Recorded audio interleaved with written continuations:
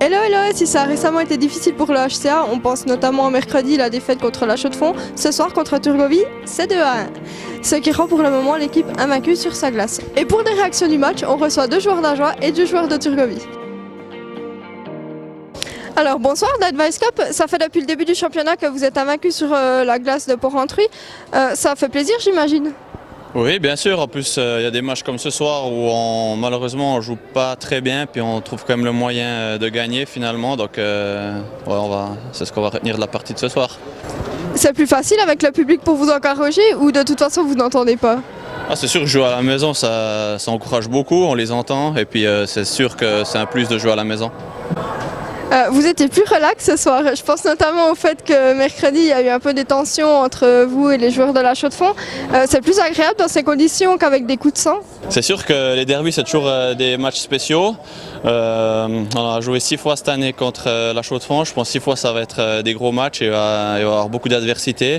Et puis il y a des matchs comme ce soir à la maison où c'est qu'il y a moins de pénalités. Et puis une fois, il faut savoir gagner dans les 2 cas.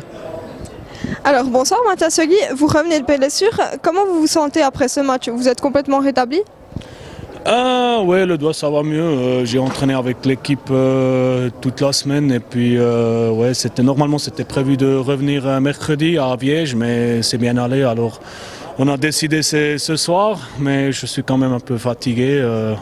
C'est dur de reprendre le rythme, mais moi je trouve que c'est bien allé quand même. Comment est-ce qu'on se maintient en forme quand on est blessé? Ouais, il faut patiner beaucoup, sans puck. Ouais, non, c'est toujours des choses avec un doigt que j'avais cassé. C'est pas trop difficile d'entraîner parce que je peux faire le vélo, je peux faire la force. Et puis aussi, je pouvais patiner après, je crois, 2 semaines. J'étais capable d'aller sur la glace toute seule. Et puis, ouais, tu fais en bas. Ouais, c'est ça, mais... si tu veux revenir en forme, il faut faire des trucs comme ça, mais ouais, c'est la vie. C'est un peu du patinage artistique sur la glace? Non, pas du tout du patinage artistique, c'est vraiment, tu fais des lignes à ligne et puis tu fais toute la glace et puis tu fais des tours pendant 30 minutes. Bah, tu fais des pauses, mais quand même, c'est des différents exercices qu'on a et puis c'est ce qu'on fait, mais c'est bien, moi je trouve que c'est bien quand même. Bonsoir Mervyn Merola, c'est votre première saison à Turgovie, l'ambiance est bonne? Ouais, je pense que l'ambiance est bonne et puis bon, hormis le fait qu'on a un peu de peine en ce début de saison, mais je pense que la roue elle va tourner, on fait tout ce qui est en notre possible pour gagner des matchs, donc non, il manque juste ces petits détails et puis sinon je pense que l'ambiance elle est bonne.